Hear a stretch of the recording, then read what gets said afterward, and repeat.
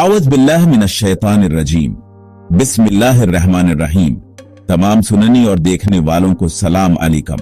आप देख रही हैं कासिम वॉइस चैनल। एक मुल्क में एक बादशाह हुकूमत करता था। खुशहाली के दिन थे। एक दिन बादशाह की मुलाकात एक दरवेश बुजुर्ग से हुई। बुजुर्ग बहुत नेक और परहेजगार था।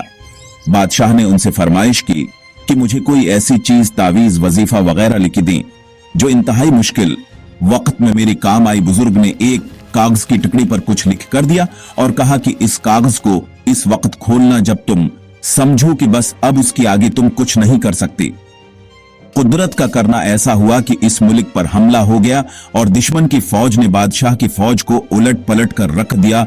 बादशाह को अपनी जान की लाली पड़ गई और वो भागकर किसी जंगल के गार में छप गया। दुश्मन की फौजी उसके पीछे थी और वो थक कर अपनी मौत का इंतजार कर रहा था कि अचानक उसके जहन में दरवेश बाबा का दिया हुआ कागज याद आया।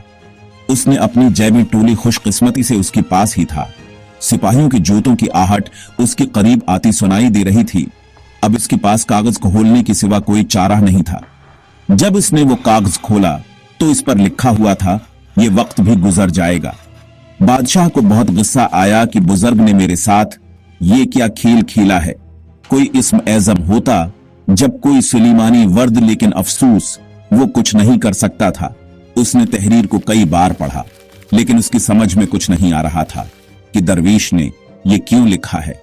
बालाखिर उसने अपनी तलवार उठाई और सिपाहियों का इंतजार करने लगा। सिपाही आई तो इसने मुकाबला किया और वो बच निकला। उसके बाद गई मुद्दत तक बादशाह बहुत ख्वार हुआ।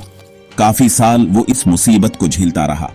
आखिरकार उसने दोबारा हिम्मत की और अपनी फौज इकट्ठी करना शुरू कर दी। काफी सालों की मेहनत के बाद उसने अपनी फौजी इकट्ठी कर ली और दोबारा से उस मुल्क पर हमला कर दिया और खुशकिस्मती से इस जंग में उसको फतह नसीब हुई और वो एक बार फिर उस सल्तनत का बादशाह बन गया।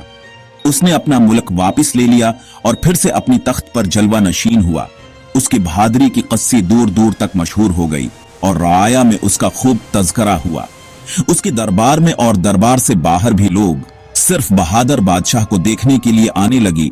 इतना बोलबाला देखकर बादशाह के दिल में गुरूर पैदा हुआ और अपनी शजाअत पर और सुल्तनत पर थोड़ा मगरूर हुआ ही था कि अचानक उसके दिल में बुजुर्ग का फकरा याद आया कि ये वक्त भी गुजर जाएगा।